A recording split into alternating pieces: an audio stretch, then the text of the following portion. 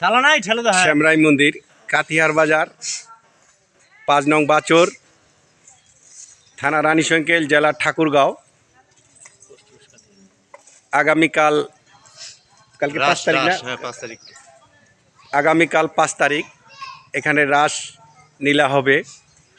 সারাদিন ব্যাপী রাত আপাতত প্রস্তুতি চলছে। দেখছেন যে এটা আপনার কাতিয়ার বাজার, কাতিয়ার বাজার, ৫ নং বাচর, থানা রানীশঙ্কেল, জেলা ঠাকুরগাঁও। আগামীকাল ৫ তারিখ সারাদিন ব্যাপী সারা রাত আপাতত চলতেছে। আচ্ছা দাদা, এখানে আপনার কতজনের আয়োজন থাকবে? মোটামুটি বহু লোক আসে, মিনিমাম ৫,০০০, ১০,০০০ এরকম। ১০,০০০-এর মতো লোক। বা দাদা আপনি বলেন তো, ১০-১৫,০০০ লোক হবে না খালি এমনি বলছেন? আগামীকালকে বোঝা যাবে। আচ্ছা, এই দাদারা বলছে যে এখানে ১০ থেকে ১২,০০০ লোক পরিবেশন হবে এবং চলবে। আগামীকাল ৫ তারিখ, ৬ তারিখের সমাপ্তি হবে। আপনারা দেখছেন আপাতত প্রস্তুতি চলছে।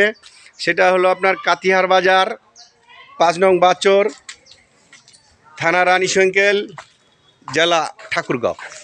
গেট মেট সাজানো চলছে, এই যে আপনারা দেখছেন।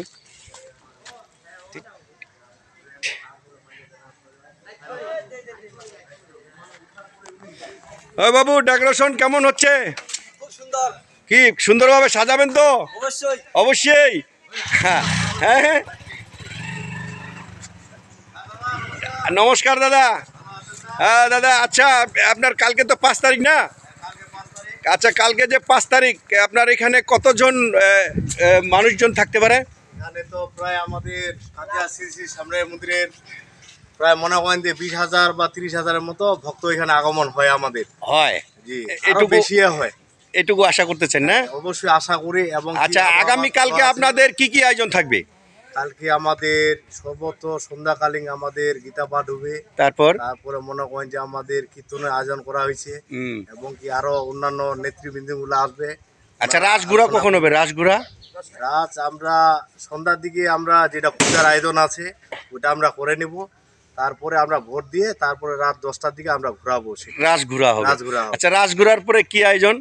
আমরা সেটা মানে আয়োজন করছি কবির গানের। কবির গান, সেটা সারা রাত ব্যাপী না? সারা রাত ব্যাপী দর্শকদের জন্য বিনোদন দেওয়ার জন্য। সেটা পরে নেক্সট টাইমে আমরা সেটা। আচ্ছা, এটা কোন এলাকা? এটা আমাদের কাজিয়া শ্যামরাই, শ্রী শ্যামরাই মন্দিরের এলাকা। আচ্ছা, আপনার ইউনিয়ন কোন ইউনিয়ন এটা? এটা ৫ নং বাছর ইউনিয়ন, থানা নাম্বার ওয়ার্ড, রানীশঙ্কেল থানা আমাদের। জেলা ঠাকুরগাঁও। আচ্ছা, ঠিক আছে, ওকে, ধন্যবাদ সবাইকে। নমস্কার। আচ্ছা, নমস্কার। আসবেন।